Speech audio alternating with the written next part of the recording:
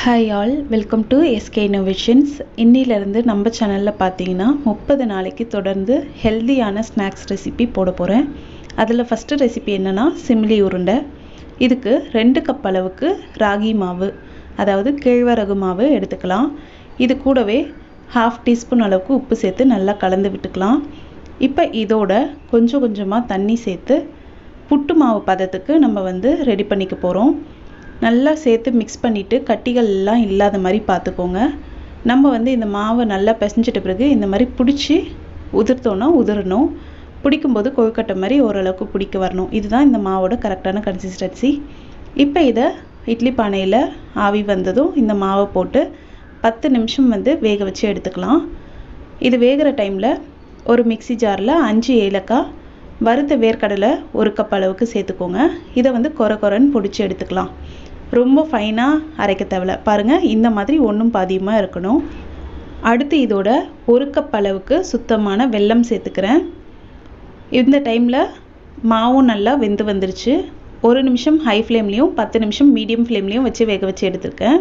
இந்த மாவு சூடாக இருக்கும்போதே இந்த வறுத்து நம்ம பொடிச்சு வச்சுருக்கோம் இல்லைங்களா, வேர்க்கடலையும் அதுக்கப்புறம் வெல்லமும் சேர்த்து வச்சுருக்கோம். இதில் இந்த மாவை போட்டு நல்லா மிக்ஸ் பண்ணிக்கலாம். கை பொறுக்கிற சூடு வந்ததும் நம்ம கையாலேயும் மிக்ஸ் பண்ணிக்கலாம். ரொம்ப சூடாக இருக்கும் பட்சத்தில் நீங்கள் ஸ்பூன் வச்சு நல்லா கலந்து விட்டுக்கோங்க. இப்போ இதை நம்ம நல்லா கையாலேயே நல்லா மிக்ஸ் பண்ணி விட்டுக்கலாம். இந்த ரெசிபியோட பேர் என்னதுன்னா சிமிலி உருண்டை. இதை பாரம்பரியமாக அடை தட்டி செய்வாங்க. அது இந்த வீடியோட லாஸ்ட்டு இதோட செகண்ட் மெத்தடும் நான் ஆட் பண்ணியிருக்கேன். இந்த மாதிரி நல்லா மிக்ஸ் பண்ணிட்ட பிறகு நல்லா டைட்டாக நீங்கள் பால் மாதிரி பிடிச்சிங்கன்னா அவ்வளோதான், நம்மளோட சிமிலி உருண்டை சூப்பராக ரெடி ஆகிடுச்சு. சாப்பிட்றதுக்கு அவ்வளோ டேஸ்ட்டாக இருக்கும். நான் 2 கப் அளவுக்கு மாவு எடுத்திருக்கேன். அதுக்கு சின்ன சின்னதாக எனக்கு 30 உருண்டைகள் வந்திருக்கு. இதை நீங்கள் 1 வாரம் வரைக்கும் வச்சு சாப்பிட்லாம். இதையே இன்னொரு மெத்தடில் செய்யணுன்னா 1 கப் அளவுக்கு இல்லாட்டி உங்களுக்கு தேவையான அளவுக்கு மாவு எடுத்து தேவையான அளவுக்கு உப்பு சேர்த்துக்கோங்க. இதில் கொஞ்சம் கொஞ்சமாக தண்ணி சேர்த்து அடை மாவுக்கான பதத்தில் நம்ம இந்த மாவை ரெடி பண்ணிக்கலாம். சப்பாத்தி மாவை விட கொஞ்சம் தளர்வாக இருக்கிற மாதிரி பார்த்துக்கோங்க. இப்போ இதை ஒரு தோசைக்கல்லில் விட்டு எண்ணெய் தேவைப்பட்டால் விட்டுக்கோங்க, எண்ணெயோ நெய்யோ. நான் எண்ணெய் நெய்லாம் எதுவுமே விடலை, அப்படியே தான் சுட்டு எடுத்துக்கிறேன். இதை நம்ம சுட்டுட்டு மிக்சி ஜாரில் போட்டு பொடிக்க போகிறோம். அப்போது நீங்கள் உடச்சி போட்டுக்கலாம். இல்லாட்டி தோசைக்கல்லில் இருக்கும்போதே சின்ன சின்னதாக இந்த மாதிரி கட் பண்ணி விட்டிங்கன்னா சீக்கிரமே வெந்து வரும். இது மீடியம் ஃப்ளேமில் வச்சு வேக வச்சு எடுத்துக்கோங்க. 2 சைடும் திருப்பி வேக வச்சுக்கோங்க. இந்த மாதிரி நல்லா வெந்ததும் ஸ்டவ் ஆஃப் பண்ணிவிட்டு மிக்சி ஜாரில் சேர்த்து இந்த மாதிரி பொடிச்சு எடுத்துக்கலாம்.